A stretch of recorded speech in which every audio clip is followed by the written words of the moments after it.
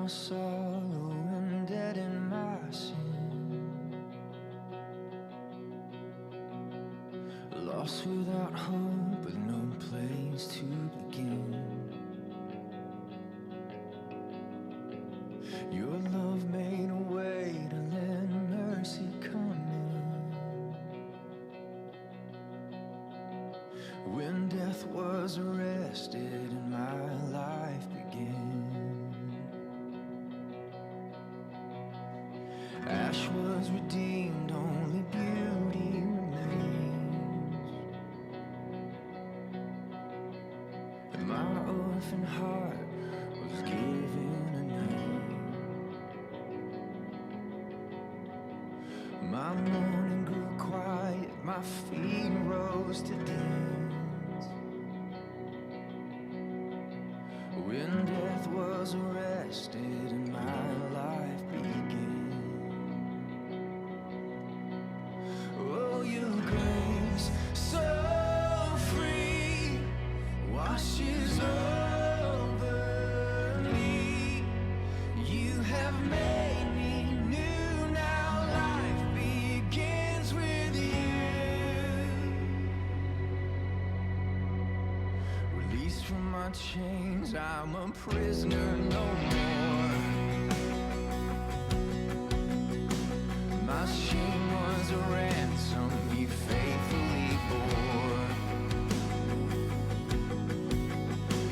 He canceled my debt and he called me his friend. Oh, when death was arrested and my life began. Oh, your grace, so free, washes over me. You have made me new, now life begins with you. It's your endless love pouring down on us. You have made us new, now life begins with you. Oh, yes it does. Our Savior displayed on a criminal's cross. Darkness rejoiced as though heaven had lost.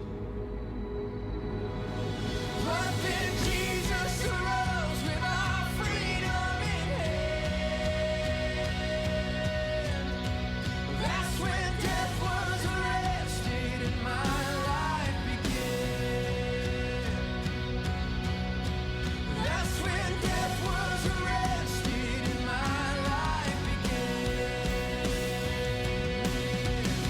Oh, your grace, so free, washes over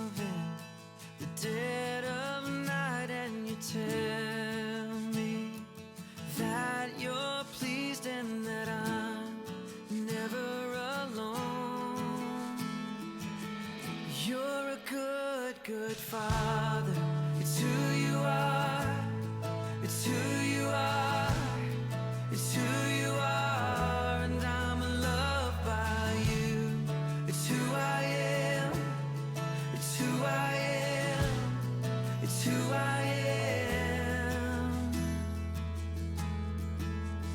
Oh, and I've seen many searching for answers far and wide, but I know we're all searching for answers. Only you provide, 'cause you know just what we need before we say a word. You're a good, good Father.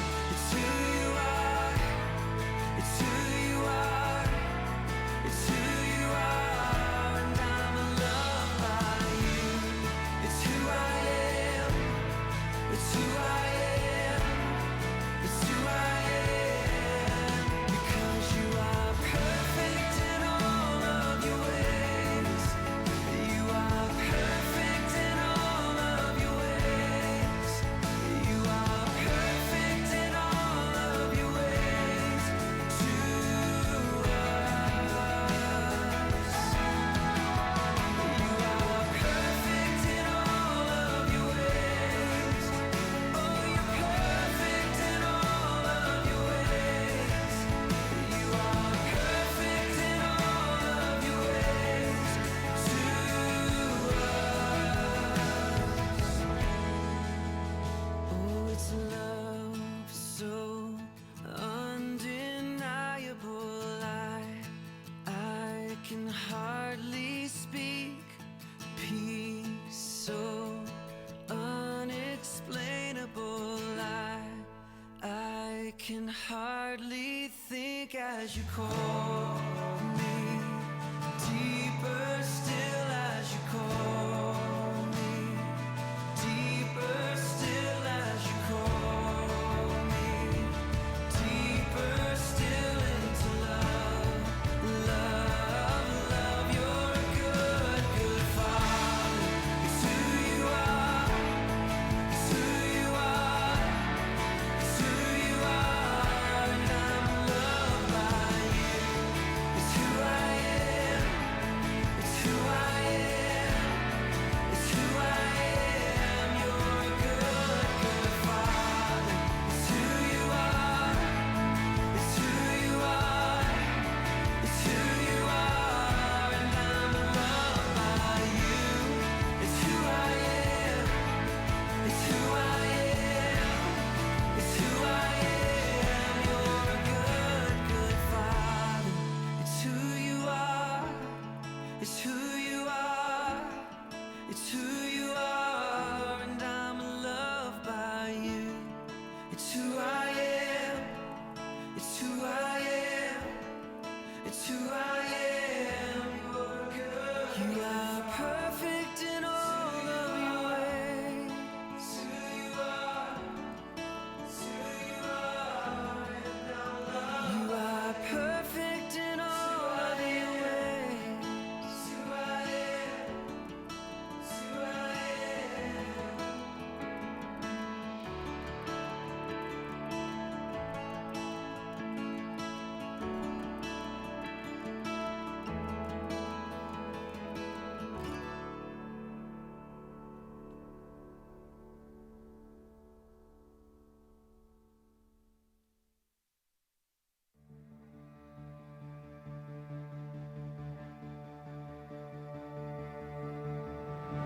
You were the word at the beginning, one with God the Lord Most High.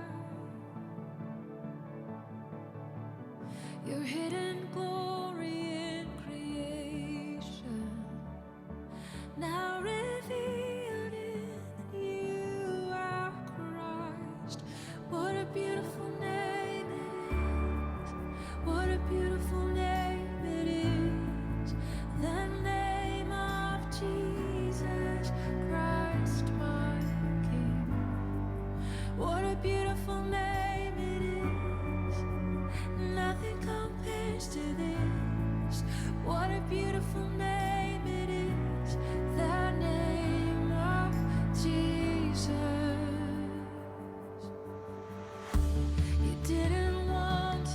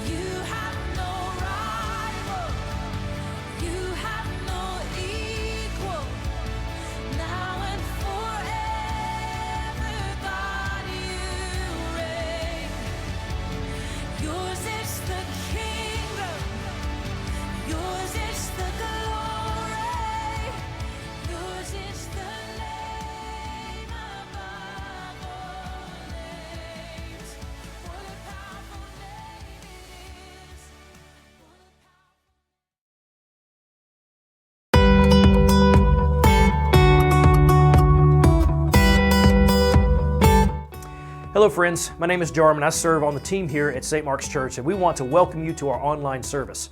If you're a guest with us today, we would love to get to know you, and we have a gift that we would like to drop in the mail for you this week. So all you have to do is take your smartphone and text the word NEW to 64600. That's NEW to 64600, and you'll get a return link that allows you to share some basic information with our welcome team. Now, even though this is church online, our prayer is that we're able to connect and get to know one another after the service is over.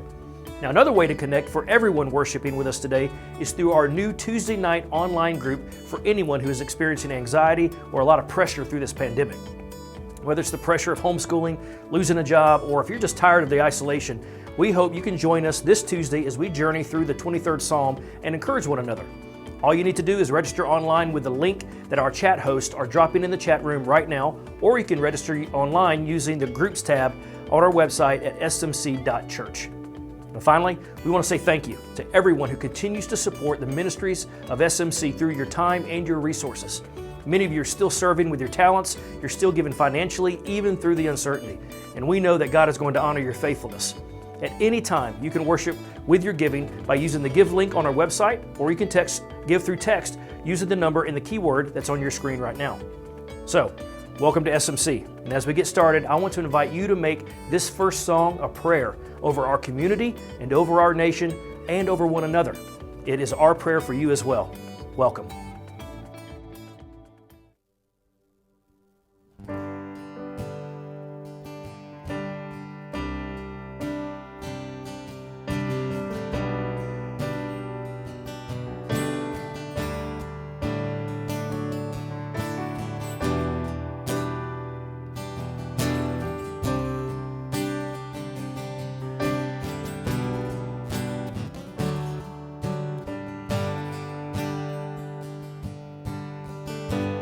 Lord bless you and keep you, make his face shine upon you and be gracious to you.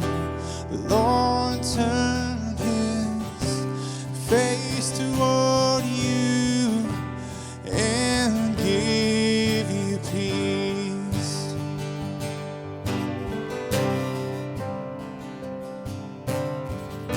The Lord bless you and keep you, make his face shine upon you and be gracious to you. The Lord turn his face toward you and give you peace. Oh, amen, amen, amen, amen, amen, amen.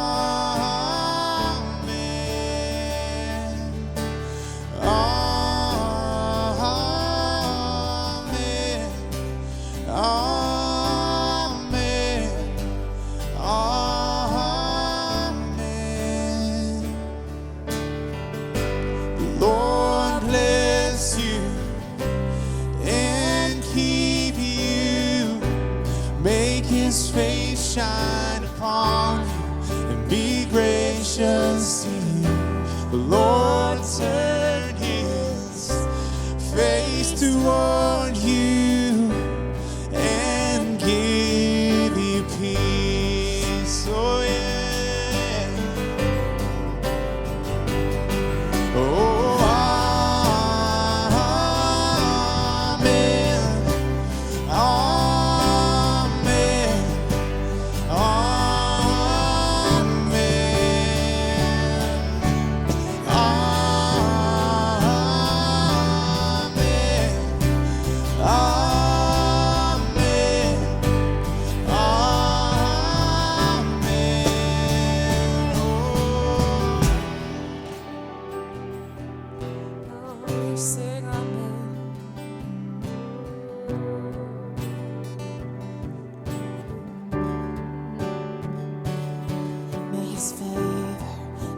upon you and 1,000 generations, and your family and your children and your children and your children. May His favor be upon you and 1,000 generations, and your family, and your children, and their children, and their children. May His presence go before you and behind you and beside you, all around you and within you.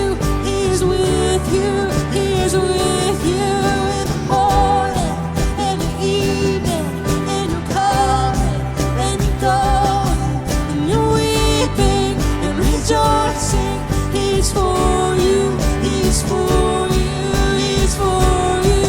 He's for you. He's for you. He's for you. He's for you. He's for you.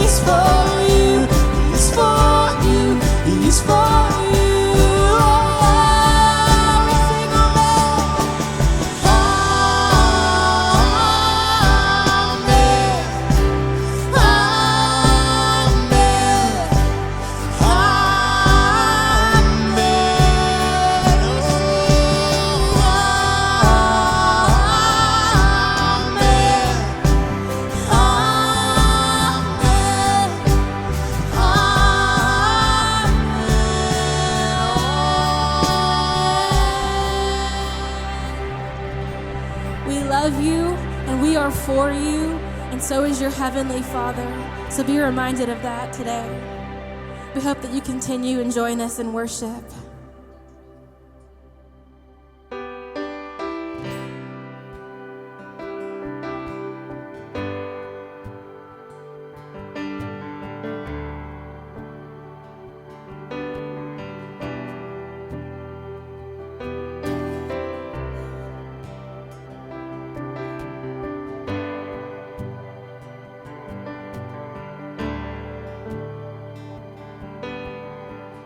You are here, you are here, moving in our midst. I worship you, I worship you. You are here, walking in this place. I worship you, I worship you. You are waymaker, miracle worker, promise keeper, light in the darkness, my God, that is who you are. You are waymaker, miracle worker, promise keeper, light in the darkness, my God, that is who you are. You are here, touching every heart. I worship you, I worship you. You are here, healing every life. I worship you, I worship you. You are here, turning lives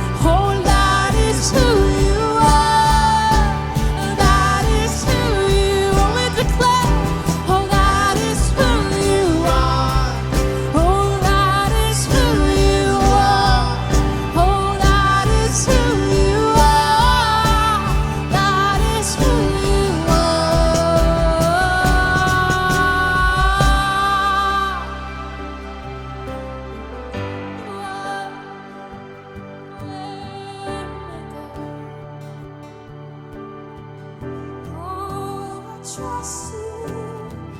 Even when I don't see it, I know you're working all things out. So we sing this with faith. Even when I don't see it, you're working. Even when I don't feel it, you're working.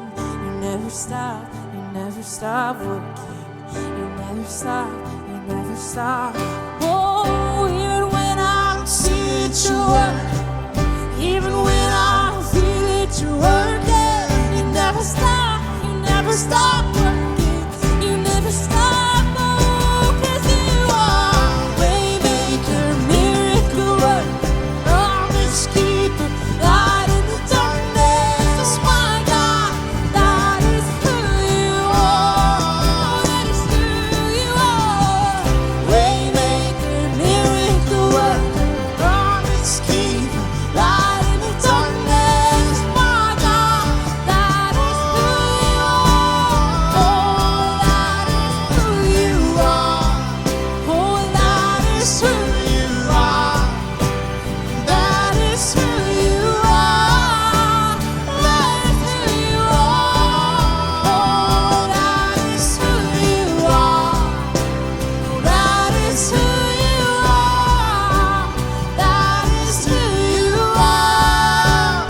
That is who you are. You are waymaker. You are.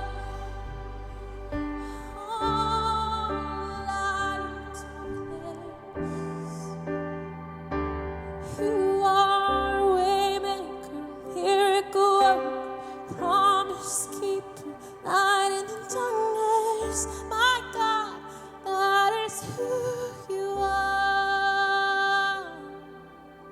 It's who you are.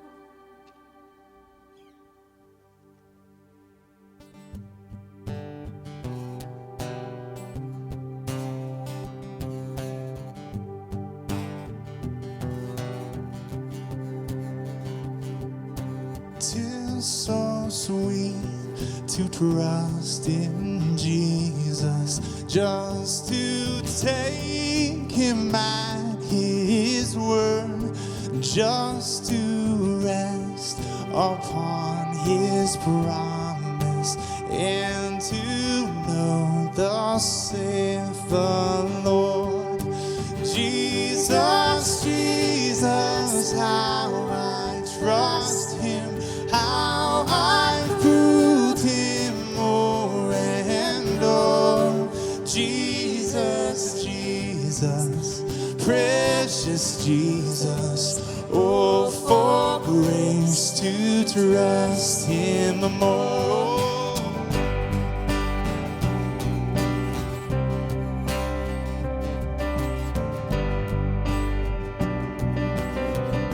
I'm so glad.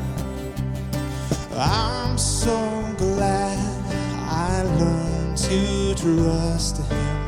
Precious Jesus, Savior, friend. And I know that he is with me, will be with me to the end. Oh, Jesus, Jesus, how I trust him, how I proved him more. Oh, Jesus, Jesus, precious Jesus, oh,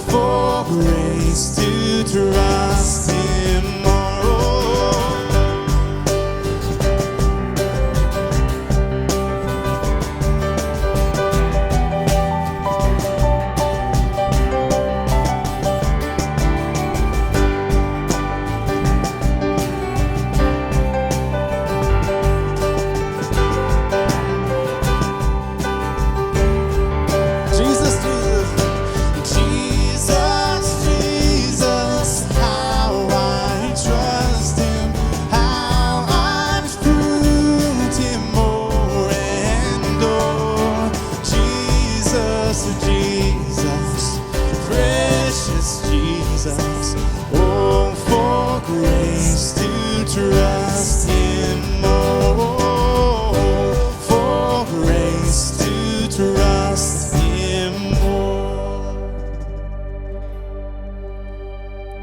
Lord, thank you so much. Thank you so much for the ability for us to gather together and worship throughout this community.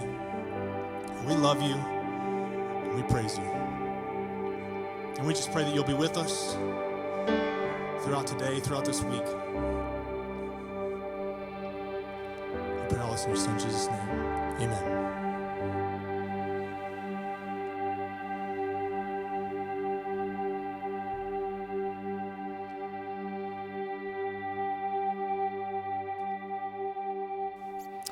Hey, can y'all remember just a month and a half ago when we used to meet here every week?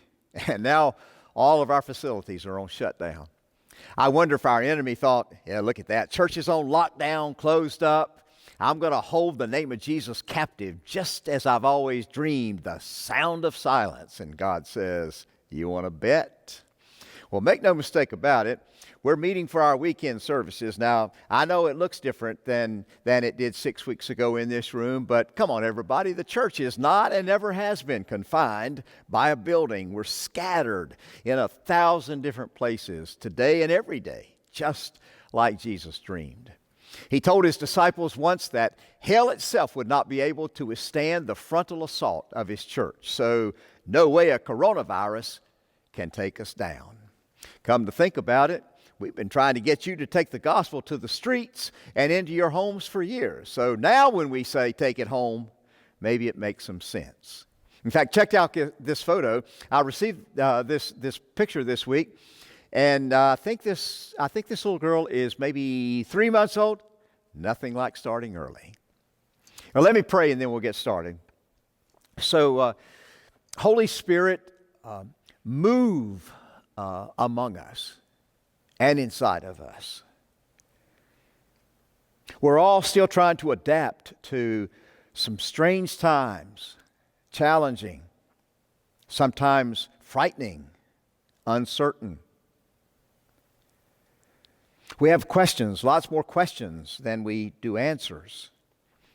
But God, I'm 100% convinced that there is nothing in this that's taking you by surprise, nothing has caught you off guard. And that you would dream that your church in every corner of planet Earth would step up and stand up and be strong and hopeful and make a difference. Show compassion and love for people who have been marginalized and even worse than that by this virus. So God, continue to help us, we pray, in the name of Christ your Son. Amen. Well, these are unprecedented times, no doubt about it. Many of you are sheltered at home, maybe teaching kids. I heard about one mom who was homeschooling her kids through the crisis, and one morning her 11-year-old son said, hey, I hope I don't have the same teacher next year. And this mom was probably thinking the same thing. A dad that I know posted this on social media this week. He said, my alarm goes off at 5 a.m., in the office by 6, work all morning, skip lunch, leave at 4 in the afternoon to coach the 7th grade baseball team, off the field and home by 6 for dinner. This, he said, was my spring routine until March the 12th this year. I loved it, my favorite time of the year. Today, I woke up at 7, not for my alarm. I don't set an alarm these days.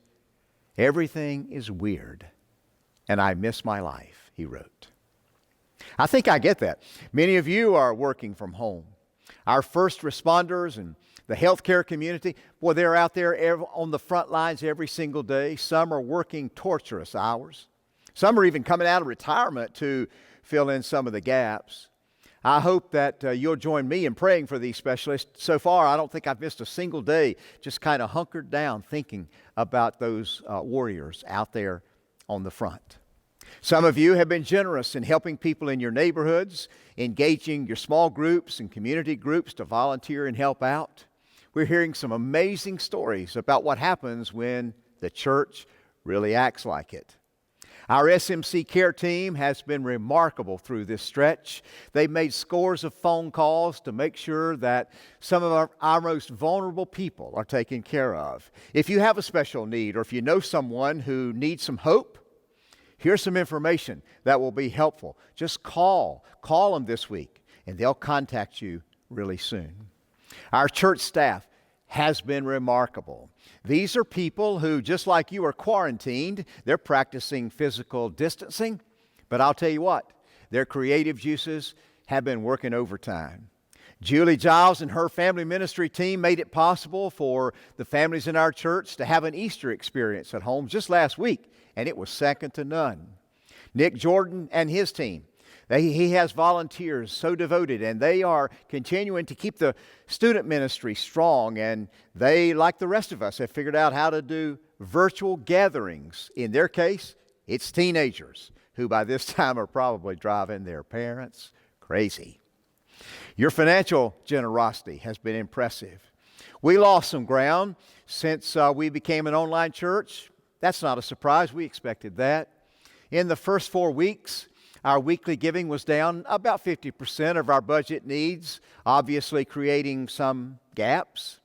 I've already mentioned to you that we have restricted all of our discretionary and program spending for now, but our staff has not shown any signs of frustration to my knowledge. In fact, what they've done is simply become even more creative. We've hit the pause button on some of our non-essential contracts, like our custodial services. Imagine that. I mean, our younger members of this staff, they didn't even know that sometimes you have to empty your own trash. Imagine that. I hope you keep remembering your financial support of SMC so that, we don't want to dig ourselves into a deeper hole and then come out of this season, whenever it happens, paralyzed. We don't want to wind up in, like one of my friends, what he calls knee deep in the big muddy. The Reach expansion project is moving along. The building superintendent took me on a tour of the new children's space just last week. It was my first official walkthrough, and I'll tell you, boy, was I impressed. They're starting to put the final touches on that part of the project. In fact, he said that more than likely they're about 80% complete with the children's wing. Now, the new entry, it's a little more complex. It's going to go slower, but you can stop by one day and see that for yourself. The good news is that the expansion has not been slowed up by the COVID-19 virus, so they're still confident that this entire project will be complete in late summer. I'm personally hoping that maybe by Baptism Sunday, our Super Bowl weekend on August 30th, that we'll be ready for the grand opening. What a great way for us to go racing into the fall ministry season. Our board of directors has been really good to keep their focus on the day-to-day issues facing our church in these extraordinary days. Our elder team, they've been keeping their fingers on the pulse. They keep track of the mission to make certain that we're going all out to stay focused. The elders are meeting once a week, virtually of course, and they aren't missing a beat. In fact, I've not gone a single day without receiving a note of encouragement or an attaboy from one of the elders. They are faithful. Their wisdom and their vision for the future is a picture of overflowing trust in God. I have never been more proud of this church. As we all know, there's no playbook for how the church is to respond to a challenge like this, but the early church didn't have a playbook either. And here's what I know. God does some of His greatest work in the places where we wait. Friends, we must redeem this time and not just get through it. It would be a great disappointment to me personally and professionally if we waste this season of quarantine. I've said it so many times. God works on a different timetable than us. He works even while we wait. So this pause, we might want to call it a government-induced Sabbath, it's going to change all of us. So let it be for something good. We've been through a number of crises and economic seasons of pressure over the past 40-some years here at SMC, and I'm as confident as I've ever been that this church will be stronger because of this unparalleled season of uncertainty. I sincerely believe that God is poised to use the followers of Jesus to announce to our world that Jesus and His church are still the hope of the world. But we need you. We need all of you, and we need you all in. In fact, if you're in, why don't you just wave to me from wherever you are? So, what's up with this new series, When Life Calls an Audible? Let me explain that. An audible is a common expression in football. So the coach signals in the desired play for whatever the situation is. And then before running the play, some of you have even noticed this, the quarterback will make what is called his pre-snap read. And he kind of surveys and sees how the defense is lined up. And if he recognizes that their alignment is going to make the play nearly impossible, the quarterback will sometimes tap his helmet or point to it and shout, "Alert!" And what he's doing is communicating to the other 10 players that a different play will have a better chance of success. It's called an audible. So what if when the day comes and we're given the all clear from this viral invasion and we start easing back into our new normal, what if those of us who follow Jesus recognize that this break has given us a time to rethink, reevaluate, reassess, readjust and reorganize, rearrange and reprioritize, reschedule and refocus on the plans and the purposes of God for every area of life that can perhaps give us a better chance of success? Would you be for that? I certainly am. As you know, all the professionals are making their best guess as to when the coronavirus will be nothing more than what the next generation will be studying in history class someday. But what if we learn that in the wisdom of God, this journey, the journey, is the destination? So right about the time when we realized that the virus was not going to be just a temporary speed bump, which for me came when they announced that the NCAA basketball tournament and the Masters were canceled. One morning in my study, Susan said, "Bob, is the word liminal, is that in the Bible?" And quite frankly, I didn't know. In fact, I wasn't even sure what it meant. So I spent the next several days reading and doing some research on what is called liminal space.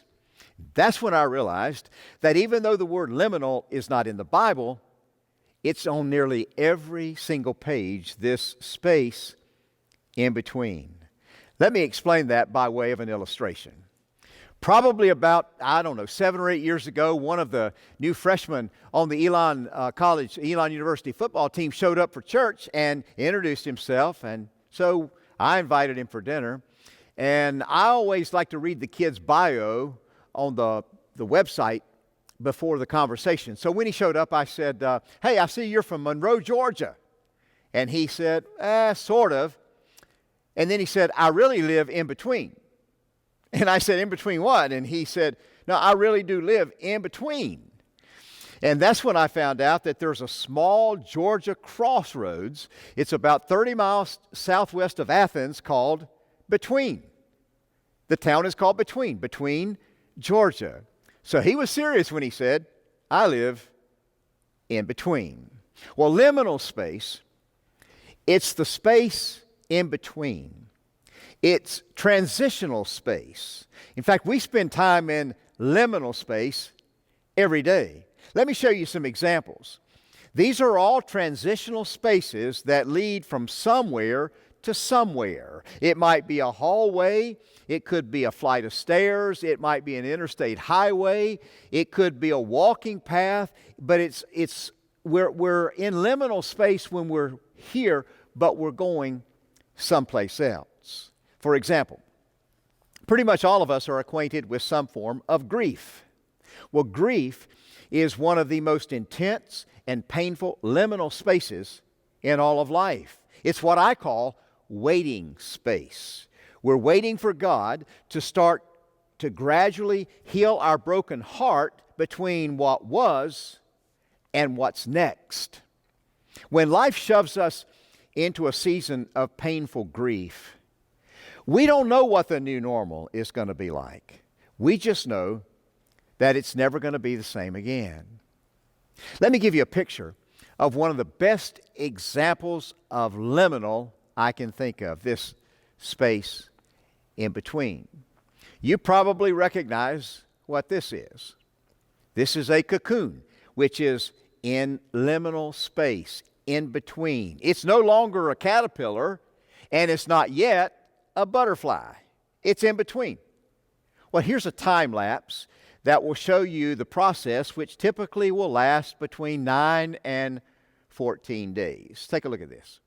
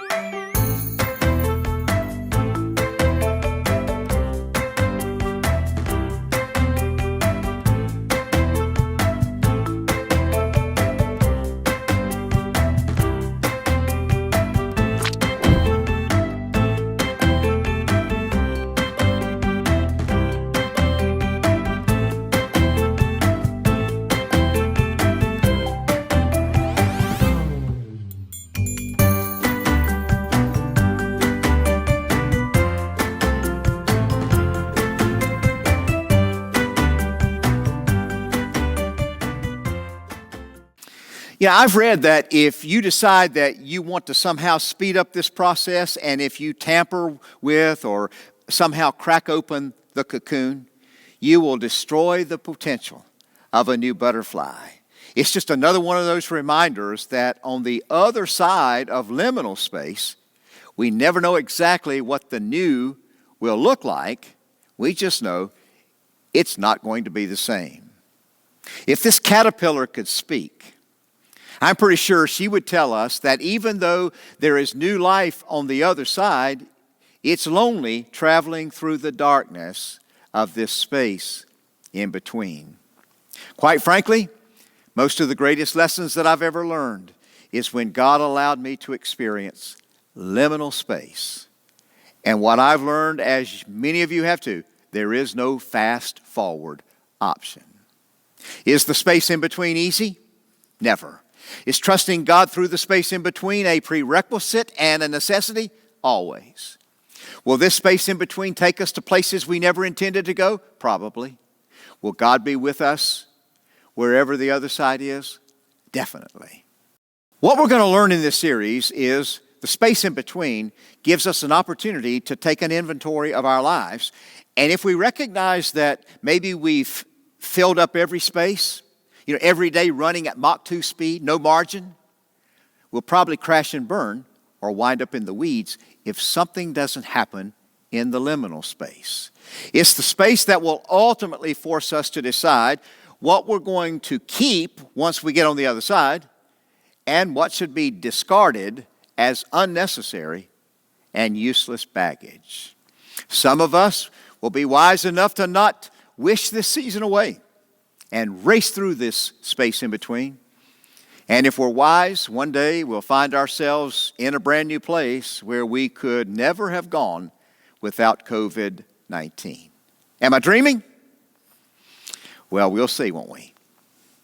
I've been in ministry for closing in on 46 years, so obviously I've been in church leadership through a variety of crises over those decades. So crisis management and recovery is certainly nothing new to me.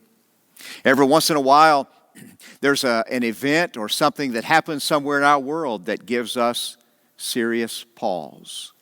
For example, in 2001, when a group of terrorists flew some jumbo jets into the World Trade Towers, we were all awakened to a brand new era in American history. For the first time ever, earth-shaking and shattering evil had moved into our neighborhood, and fear and uncertainty were gripping our nation for months after that.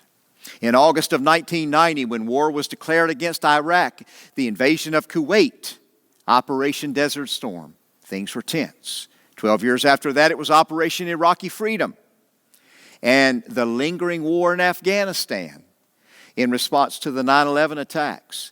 And obviously that war has tested our resolve. Those are scary decisions because it always means some of the best and bravest Americans are going to pay a steep price.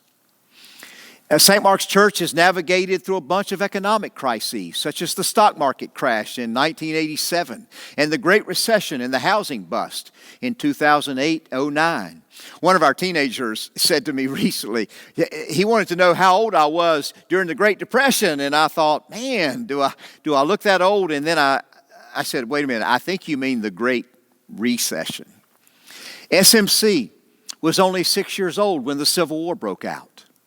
This church survived 2 world wars, a controversial war in the rice paddies of Vietnam, the assassination of a president, and a strong voice for civil rights back in the 60s.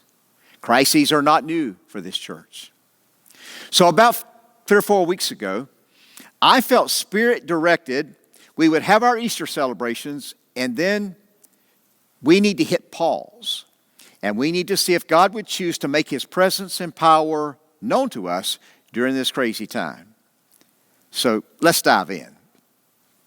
You already know this, but names mean something. For example, my mom, and most of you call me Bob. My old high school friends, they call me Robert. My daughter calls me Dad. Susan and my grandkids call me Dish. Elon football players call me Pastor Bob. And the staff here at SMC, they call me a bunch of things, I'm sure. But each name describes a different part of who I am. Well, today I want to take a closer look at 2 of the names of God, and the first one goes all the way back to the first page and the first words. Genesis 1 verse 1, in the beginning, God. And that Hebrew name for God is Elohim. In the beginning, Elohim created the heavens and the earth. That name Elohim appears 2,606 times in the Old Testament Hebrew Scriptures. Our God is a creator who spoke the universe into existence. That word created is bara, and it means to create from nothing. Now, you might bring me a plate of oatmeal raisin cookies, and you may hand them to me and say, I made these from scratch. But you really didn't. You started with flour, eggs, sugar, raisins, and oatmeal, and maybe something else. I'll tell you what, if you ever learn to make oatmeal raisin cookies from nothing, I'll be impressed. There are lots of skilled and creative people who can make some amazing things, maybe works of art, or those who engineer and build impressive bridges and skyscrapers, scientists who develop medicines that can inoculate us against viruses, but they don't create anything out of nothing. I can't stand beside my 9-year-old car and say, all right, let this become like new. Or a college student can't walk out of a final exam and say, let my answers be worthy of an A. It doesn't work that way. In the beginning, Elohim created from scratch.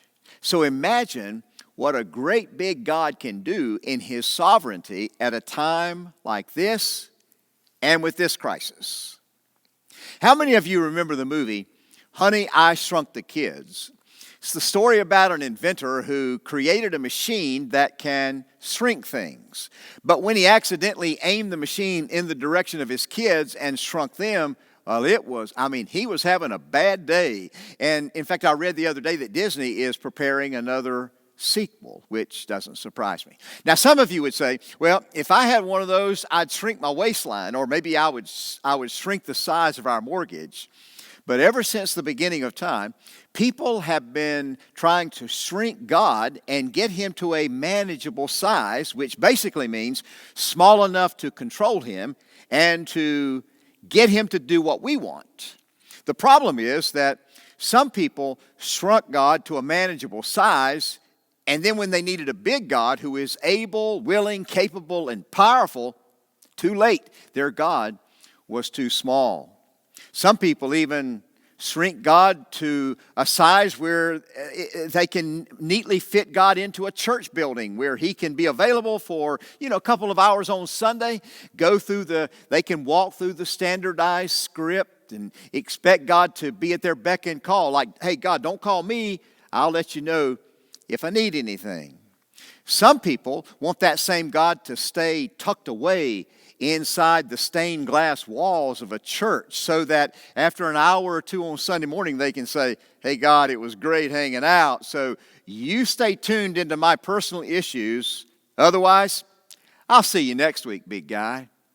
But Elohim is shrink resistant. After all, what good will God be if we make Him into a vending machine where we toss in a few prayers and expect Him to get back to us in a day or two? Elohim cannot be reduced to a formula, a liturgy in a Sunday service, a prayer read from a book of worship, or even a well-selected collection of songs in a skillfully spoken sermon. One that feels more like a good massage than a life-changing message from an old rugged cross. He is Elohim, the God who existed before creation, who has not lost His limitless creative and redemptive power. Let me show you. Mark tells a story. I'm talking Matthew, Mark, Luke, and John. In the Gospel of Mark, he tells a story about a time when Jesus and His disciples are crossing the Sea of Galilee. Jesus was asleep in the back of the boat when a fierce storm erupts. Mark says that the water was rushing over the side of the boat, threatening to sink their modest vessel. Well, let me show you. It says in verse 38, the disciples woke Him up shouting, "Teacher, don't you care that we're going to drown?" Haven't we all had a moment like that? Maybe some crisis or inexplicable pain, and we cry out to God and we say, God, don't you care about my broken marriage, my dwindling bank account, my lost job, my heart-wrenching grief, my latest lab report? God, did you forget that we've been planning our wedding for close to a year, and now because of this lousy physical distancing, our venue, the caterer, and our decorator have all canceled, and the whole thing is now up for grabs? Don't you care about any of that? Or the person who says, God, I busted my rear end for the past 5 years to complete my college degree, and 2 months before graduation, my university canceled commencement and said that they would mail my diploma. Mail the diploma? God, do you even care that I've spent a small fortune and accumulated a mountain of student debt? And instead of a weekend to celebrate and party with my family and college friends, they're going to send me my diploma in the mail? God, are you paying attention to what this virus has done to my business? We're in this mandatory shutdown. And I'll tell you what, God, if this thing doesn't turn soon, my entire investment and business future is going to just evaporate right before my eyes. Do you care about things like that? Or God, these were supposed to be the best years of our lives. We were enjoying retirement, and now our retirement account is just disappearing right in front of us, and you don't seem to be the least bit concerned. Is that how you treat people who have demonstrated a lifetime of devotion and faithful generosity? You know, we've all had those kinds of questions. So Jesus gets up from his nap.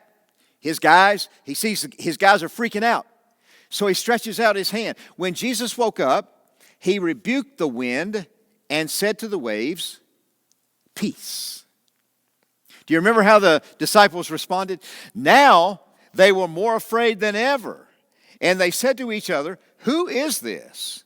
Even the wind and the waves obey Him. And the storm was frightening and threatening enough.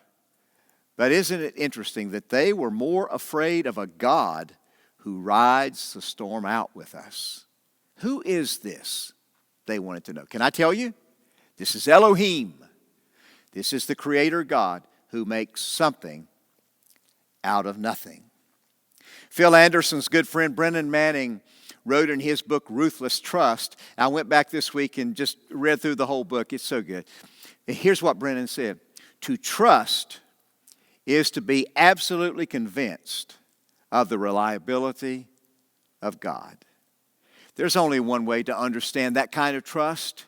No matter how challenging the economy and the frustrations of sheltering in place or whatever storms arrive on the shores of your life or mine, or even things that get washed up on the banks of St. Mark's Church, our response to fear will always be faith.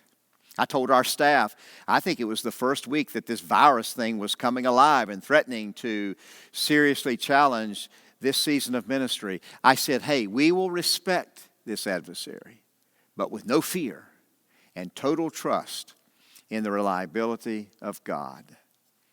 My friends, when we make Jesus the center of our life, we can eventually find a peace at the core, right at the core of our soul, that you can't describe to your friends. It's not a pie in the sky, me and Jesus, shallow faith that believes that everything is just going to poof and going to work out. No, it's an unshakable confidence in the reliability of a God no matter what. His name is Elohim. All right, now, I want to turn back to the Old Testament book of Exodus, second book in the Bible, and I'll show you another name of God. In fact, this is the first name that God uses to describe himself. Exodus 3. Moses is 80 years old. He's probably making plans to call it quits. He spent the first 40 years of his life growing up in affluence in the home of Pharaoh, the king of Egypt.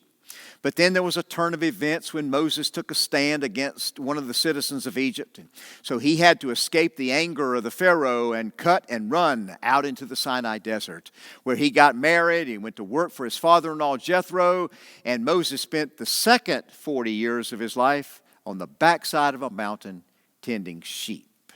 Look at what it says. Moses was taking care of the sheep of his father-in-law Jethro.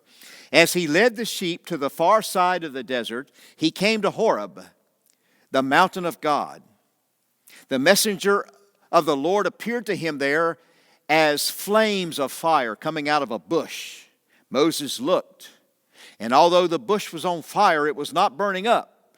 So he thought, why isn't this bush burning up? I should go see. I've always wondered if maybe Moses had wandered past this same bush many times, looking for provisions for his sheep.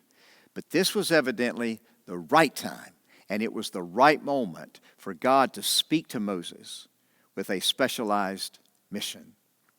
It makes me wonder how many times I've missed those times when God has shown up in my life, but for whatever reason, I didn't recognize him.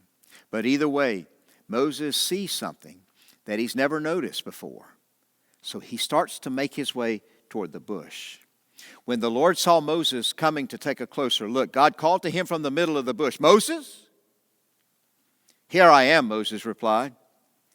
Do not come any closer, the Lord warned him. Take off your sandals, for you are standing on holy ground. That command for Moses to take off his sandals has always fascinated me. Now, I might be wrong about this, but I wonder if God is saying, Moses, I want to be close to you, so remove your shoes and let's talk. How many times have we had guests in our home, and when it's time to relax, maybe after dinner, we might gather in the family room, and it's not uncommon for us to say, hey, kick your shoes off and relax. God continues. He says, he's talking to Moses. I am the God of your father, the God of Abraham, the God of Isaac, and the God of Jacob. Then the Lord told Moses, I have seen the oppression of my people in Egypt. I am sending you to Pharaoh so that you can bring my people Israel out of Egypt. But Moses protested, who am I to appear before Pharaoh? Who am I to lead the people of Israel out of Egypt? Hey, God, evidently you haven't taken a close-up look at my modest resume. I take care of sheep, for crying out loud. And did you by chance pay attention to my age? I'm on Medicare, and you're asking me to approach the most powerful man in the world and demand that he release all of his free slave labor. Notice the question. God, who am I for this massive responsibility? Well, that's the question we've all asked. God, who am I to homeschool my kids through this crazy crisis? I'm a doctor, a nurse, a first responder. Who am I to bring my expertise, my experience into the scariest places to care for the sick? Who am I to talk to my kids about their fears and anxiety about this unprecedented time of concern? Who am I to lead a church through one of the most extraordinary times ever? Then Moses replied to God, well, suppose I go to the people of Israel. Now, it's almost like he's saying, now, I'm not saying I'm going to do this, but just hypothetically, suppose I go and I say to them, the God of your ancestors has sent me to you, and they ask me, what is his name? What should I tell them? Why was I thinking this week when I read this passage? I've probably read it at least 100 times. And it just occurred to me, Moses wants God to show some ID. It was almost like for the very first time ever, God is being carded. But God doesn't flinch. God answered Moses, I am who I am. This is what you must say to the people of Israel. I am has sent me to you. The Hebrew word for I am is Yahweh. There were no vowels in the Hebrew, but later then they added the vowels, and it looks like this. Now that name Yahweh appears more than 6,000 times in the Old Testament scriptures. Now, you're probably thinking, Bob, come on, man. I've read a lot of the Old Testament. I've never seen that word Yahweh, and of course you haven't. But any time when you're reading the Hebrew scriptures, the Old Testament, and you see the name Lord with all uppercase letters, that's the Hebrew word Yahweh. Moses, if someone asks you who sent you, you just say to them, I come in the name of the great I am. I am is in control. I am Elohim, the creator of life. I am is the light of the world. I am is the answer to your questions about life. And if God is I am, then you know what that says about me? It means I'm not. In fact, I have a name tag, and I thought, maybe I should just start wearing this name tag that simply says, I'm not. God is the center of the universe. I'm not. God is overseeing this viral epidemic. I'm not. God is all-powerful. I'm not. God is overflowing with grace and mercy. I'm not. God is holding all things together. I'm not. He is God, Elohim, and I am not. The more we pretend that we are so big, so smart, so well-trained, so educated, that we have so many resources that we really don't need an I am God to help us, that is when we are in some deep, deep trouble. For example, just 2 months ago, our economy was soaring. The market was at an all-time high. Businesses were thriving. Kids were at school. College students were gearing up for spring break. Young couples were making final plans for their spring wedding. ESPN wasn't showing reruns. SMC was enjoying a great season of ministry. We were planning for Easter. Nobody was stockpiling PPEs, personal protective equipment, or ventilators. Medical centers were not overcrowded. We were not thinking about wearing masks to the supermarket, and there was a bunch of toilet paper at Walmart, and life was good. He is God, and I'm not. In fact, why don't you turn to the people watching this service with you, and even though they already know this, why don't you just look at the people in the room with you and just say, I'm not, it's not on me. There's a moment in John chapter 8. Jesus is having a conversation with the Jewish elite of his day. They're questioning Jesus about his identity. And one of the leaders says to Jesus, who do you think you are? Are you greater than our father Abraham? And look at how Jesus replies. He answered, I tell you the truth. Before Abraham was even born, I am. Years later, after Jesus was arrested for crimes that he did not commit, he appeared before the governor of Jerusalem, Pontius Pilate. Look at this with me. Jesus stood in front of the governor Pilate. The governor asked him, "Are you the king of the Jews?" Which was kind of code words for, "Are you the Messiah?" And Jesus answered, "I am." I've said it dozens of times, but if somebody can predict his own death and resurrection and pull it off, we'd better pay attention to that guy. It's the greatest privilege of my life to get to remind you every week that God is for you, and He loves you, and He's promised to never forsake you or abandon you. The truth about me is that when everything in my life is going great and I feel as if I have a little bit of control, I need to be reminded of my need for God. But then there were other times in my life when things did not turn out the way I wanted, not the way I was praying, and I was driven to my knees by some of the difficult circumstances of life. And that's when I learned again that the great I am is a way maker. He makes ways. I'm not. So who's going to reinforce us? Who's going to stand underneath us in our discouragement in this crazy season of discontent? I am. What if I get the coronavirus? Who's going to help me then? I am.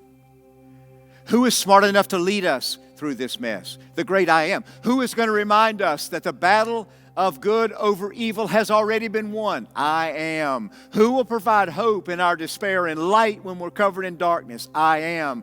Who's there to help me when my retirement account goes spiraling down? I am. Elohim,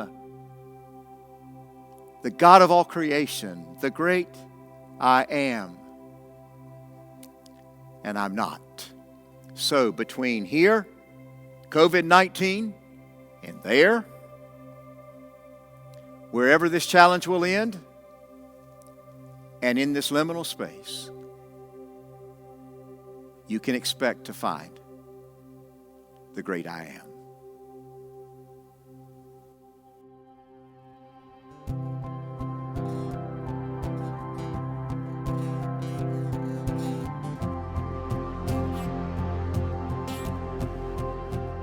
At your name,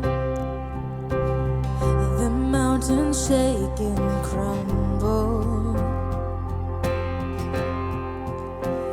At your name, the oceans roar and tumble. Oh, at your name, the angels will bow, the earth will rejoice, your people cry out. Lord of all the earth, we shout your name, filling up the skies with endless praise, Yahweh, Yahweh. We love to shout your name, oh Lord. At your name, the morning breaks in glory. At your name, creation sings your story. Oh, at your name, angels will bow, the earth will rejoice, your people cry out. Lord of all the earth, we shout your name, filling up the skies with endless praise, Yahweh, Yahweh. We live to shout your name, oh Lord.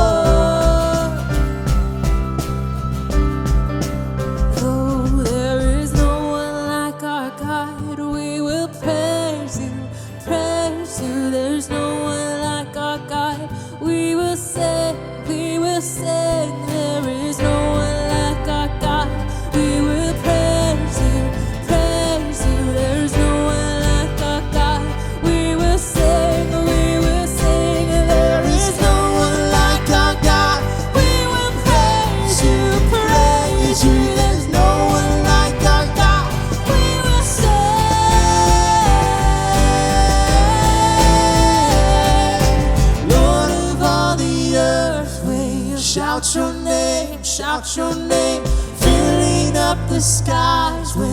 endless praise, Yahweh, Yahweh.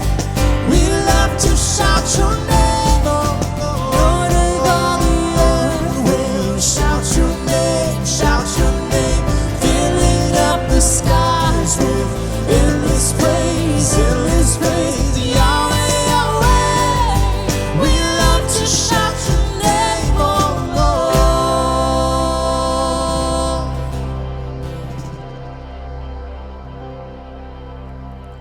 Thank you so much for worshiping with us today online. We pray that you are blessed and that you go and continue to be a light in our community and in your world. Take care, everybody. When the darkness falls, it won't prevail. 'Cause the God I serve knows only how to triumph. My God will never fail. Oh, my God will never fail. I'm gonna see a victory. I'm gonna see a victory. For the battle belongs to you, Lord. I'm gonna see a victory. I'm gonna see a victory.